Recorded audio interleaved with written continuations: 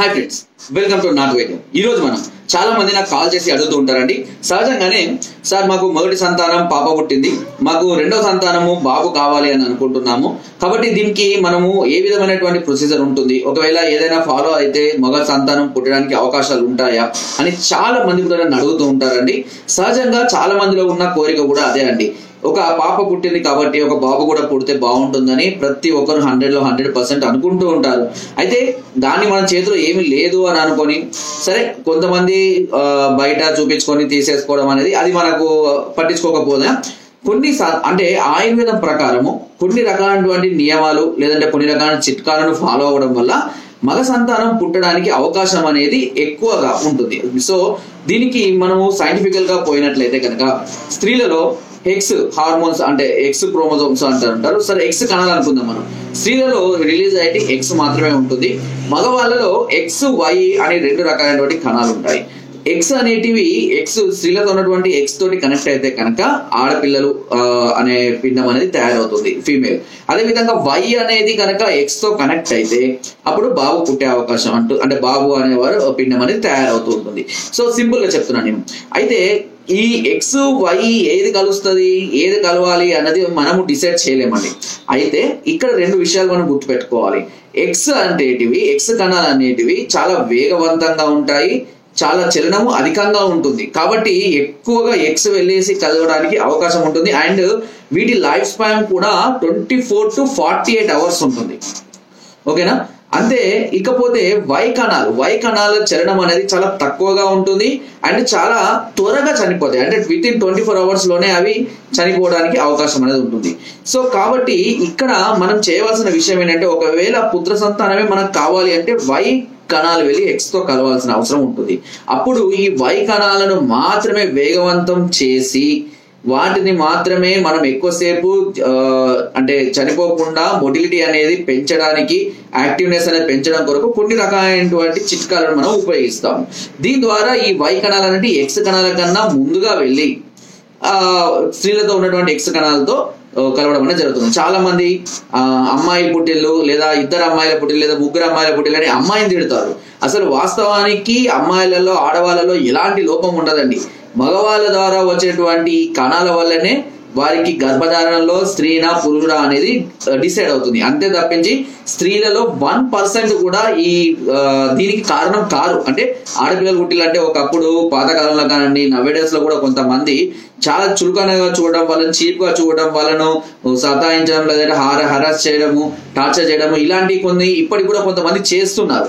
కానీ వాస్తవానికి ఈ ఆడపిల్లలు పుట్టారు అంటే ఖచ్చితంగా కారణం మగవాళ్ళే. 100% నేను చెప్తాను దీనికి. సో అది స్త్రీలతో ఎలాంటి ప్రాబ్లం లేదు, అసలు స్త్రీలలో ఎలాంటి లోపము ఉండదు, స్త్రీలకు అసలు దానికి ఎలాంటి సంబంధమే ఉండదు. వాళ్ళకు ఉన్నది ఒకే ఒక కణం ఎక్స్ కణం మాత్రమే ఉంటుంది. మగవాళ్ళలో ఉన్నాయి ఎక్స్ వై కణాలు. కాబట్టి ఆడపిల్లలు పుట్టారు అని అంటే వాళ్ళకన్నా ముందు ఫస్ట్ మగవాళ్ళని అనాల్సిన అవసరం ఉంటుంది. ఓకేనా? కాబట్టి ఇప్పుడు ఈ జనరేషన్ అనేది కొంతవరకు ఓకే, అమ్మాయిలైనా పర్లేదు ఎవరైనా పర్లేదు అని కొంతవరకు ఎవరు పెద్దగా పట్టించుకోవడం లేదు కూడా. బట్ చెప్తున్నాను, రీజన్ చెప్తున్నాను. కాబట్టి దాంట్లో అసలు ఆడవాళ్ళు నిందించడానికి అవకాశమే లేదు. ఇకపోతే ఇదంతా నేను ఎందుకు క్లారిటీగా చెప్తున్నాను అంటే కొంత అవగాహన అనేది మీకు ఉండాలి అనే ఉద్దేశం గురించి నేను చెప్పడం జరుగుతుంది. ఇకపోతే మనం చిట్కాలకు వెళ్దాం. చిట్కాలకు వెళ్ళేటప్పుడు ఇవన్నీ మనం ఖచ్చితంగా తెలుసుకొని తీరాలి. ఓకేనా? సో దీనికి మనకు ఒకవేళ పుత్ర సంతానమే కావాలి అనుకునే వారికి లింగదొండ గింజలు అనేవి దొరుకుతాయండి. లింగదొండ గింజలు పల్లెటూరులలో ఎక్కువగా చెట్ల మీద పాకుతుంటాయి. దొండ చెట్టు ఉంటుంది కదా, దొండ చెట్టు లాగా పాకుతుంటాయి. కాయలు గ్రీన్ కలర్ లో ఉంటాయి, రౌండ్ గా ఉంటాయి. అవి పండిన కొద్దీ ఎరుపు కలర్ లోకి మారుతూ ఉంటాయి. మనం చేయవలసింది ఆ ఎరుపు కలర్ లోకి పండినటువంటి కాయల్ని తీసుకొని వచ్చి లోపల గింజలు తీయాలి. ఇక్కడ ఒక విచిత్రమైన అద్భుతమైనటువంటి విషయం ఒకటి ఏంటంటే, ఈ గింజలు ఎటు చూసినా శివలింగం ఆకారాన్ని కలిగి ఉంటాయి. అది చాలా అద్భుతం. ఇక్కడ అసలు ఇక్కడ మనం చూసి ఉంటాం అలాంటి గింజలు ఎక్కడ చూన్నాం. ఆ గింజల్ని కనుక మీరు అటు ఇటు రెండు దిక్కులా తిప్పి చూసారంటే కనుక ఎటు చూసినా శివలింగం ఆకారం, ఇట్లా లింగం ఉంటుంది, మనకు వాటర్ వస్తే పోయేది ఉంటుంది కదా ధార, ఆ ధార కూడా కనబడుతుంది. సో ఇది ఆ గింజ యొక్క చాలా అద్భుతమైనటువంటి ఆకారం అన్నట్టు. అందుకే వాటిని లింగదొండ గింజలు అని పిలుస్తూ ఉంటారు. వీటిని కొద్ది మోతాదులో తీసుకొని మీకు ఎన్ని దొరుకుతాయని తీసుకొచ్చుకొని రోజుకు 4 నుండి 5 గింజల్ని దంచి స్త్రీలు డేట్ అయిపోతుంది కదండి, డేట్ అయిపోయిన రోజు నుండి అంటే బహిష్ట అయిపోయిన రోజు నుండి కంటిన్యూగా పాలలో కనుక ఉదయం పూట కలిపి తీసుకుంటూ ఉండండి. దీనివల్ల ఇది మగవాళ్ళు కూడా తీసుకోవచ్చు. మగవాళ్ళలో కూడా వీర్య కణాల సంఖ్యను పెంచడానికి, మొటిలిటీ పెంచడానికి, వాటి యాక్టివ్నెస్ పెంచడానికి కూడా చాలా అద్భుతంగా పనిచేస్తుంది కూడా ఇది. అంతేకాకుండా స్త్రీలలో కూడా పీసీఓడి సమస్యలు తగ్గిస్తుంది. ఎర్రబట్ట, తెల్లబట్ట, ఇర్రెగ్యులర్ పీరియడ్స్ ఈ సమస్యను కూడా పూర్తిగా తగ్గించడానికి ఈ లింగదొండ గింజలు పనిచేస్తాయి. అన్ని విధాలా బాగున్న వాళ్ళు, అంటే పుత్ర సంతానమే కావాలన్న వాళ్ళు, స్త్రీలు కూడా దీన్ని అధికంగా తీసుకుంటూ ఉండాలి. సో అప్పుడు మాత్రమే ఈ ఎక్స్ కణాలు అనేటివి వైతో కలవడానికి ఆసక్తిని చూపిస్తూ ఉంటాయి. అంతేకాకుండా మగవాళ్ళు కూడా తీసుకుంటే వై కణాల యొక్క వేగం అనేది త్వరగా కలుస్తూ ఉంటుంది, అంటే త్వరగా వెళ్ళడానికి అవకాశం అనేది ఉంటుంది. కాబట్టి దీనివల్ల 1% కూడా సైడ్ ఎఫెక్ట్ ఉండదండి. ఈ విషయం కూడా గుర్తుపెట్టుకోండి. చాలా మంది మళ్ళీ అడుగుతారు, సార్ ఇది ఏమైనా సైడ్ ఎఫెక్ట్స్ ఉంటాయా మళ్ళా అని. సో 1% కూడా సైడ్ ఎఫెక్ట్ ఉండదు. దాని గురించి మీరు భయపడాల్సిన అవసరమే లేదు. ఎలాంటి సైడ్ ఎఫెక్ట్స్ ఉండవు. అండ్ రోజుకు 4 లేదా 5 అంతే. తర్వాత ఇది ఎప్పుడు అంటే మీరు బహిష్ట అయిపోయిన తర్వాత, ఫర్ ఎగ్జాంపుల్ 1వ తారీఖు అయింది అనుకోండి, 5వ తారీఖు వరకు అయిపోతుంది.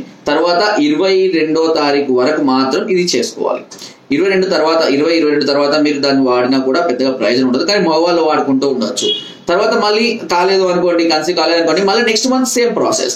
ఇదే విధంగా కంటిన్యూగా కనుక మీరు చేస్తున్నట్లయితే తప్పకుండా మీకు ఎప్పుడైతే కన్సీవ్ అవుతారో అందులో సుమారుగా 70% మగవాళ్ళు పుట్టడానికి అవకాశం అధికంగా ఉంటుంది. నేను ఎందుకంత కాన్ఫిడెంట్ చెప్తున్నా, నేను కొంతమందికి ఈ చిట్కా గురించి చెప్పాను, వాళ్ళు కొంతమంది వాడారు, కొంతమంది సక్సెస్ అయ్యారు కూడా అని చెప్తున్నాను. ఓకేనా? కాబట్టి మీరు ప్రయత్నం చేయండి. ఇది నాట్ డామ్ షూర్ 100% అని కాదు, బట్ ప్రయత్నం చేయండి. పాసిబిలిటీ అనేది పెరుగుతుంది అని చెప్తున్నాను. ఓకేనా? సో ఫ్రెండ్స్, ఇది అద్భుతమైన చిట్కా అండి. అండ్ పాప పుట్టినా బాబు పుట్టినా ఈ జనరేషన్ లో దాని నుంచి పెద్దగా ఎవరు భయపడడం లేదు. అండ్ మోరోవర్ చెప్పాలంటే ఆడపిల్లలు పుడితేనే ఇప్పుడు కూడా హ్యాపీగా చాలా మంది ఉంటారు. ఎందుకంటే ఆల్మోస్ట్ లేడీస్ డామినేషన్ ఎక్కువగా అవుతుందని మనకు అందరికీ తెలుసు. అన్ని చట్టాలు కానివ్వండి, ఏది కానివ్వండి, అంత వారికే సపోర్ట్ చేస్తూ ఉంటది. కాబట్టి మగ ఆడ తేడా లేదండి, ఎవరైనా సరే హ్యాపీగా ఉండండి. బట్ పాసిబిలిటీ పెంచుకోవాలనుకున్న వాళ్ళు ఈ చిట్కాను ఫాలో అవ్వండి. నా వీడియో కనుక మీకు నచ్చినట్లయితే లైక్ చేయండి, షేర్ చేయండి అండ్ సబ్స్క్రైబ్ చేయడం మాత్రం అస్సలు మర్చిపోకండి. ఇలాంటి మరెన్నో అద్భుతమైన చిట్కాలు మనం ఎప్పటికప్పుడు పొందుపరుస్తూనే ఉంటాము. అండ్ మీకు ఎలాంటి డౌట్స్ ఉన్నా, ఎలాంటి సమస్యలతో బాధపడుతున్నా కింద సోదర్ నెంబర్స్ కి ఫోన్ ద్వారా, వాట్సాప్ ద్వారా, లేదా కింద డిస్క్రిప్షన్ మా యొక్క అడ్రస్ కూడా నేరుగా వచ్చి మమ్మల్ని సంప్రదించి మీ అన్ని రకాల సమస్యలకు సలహాలని, సూచనలు, మెడిసిన్స్ కూడా పొందవచ్చు. So friends, thank you.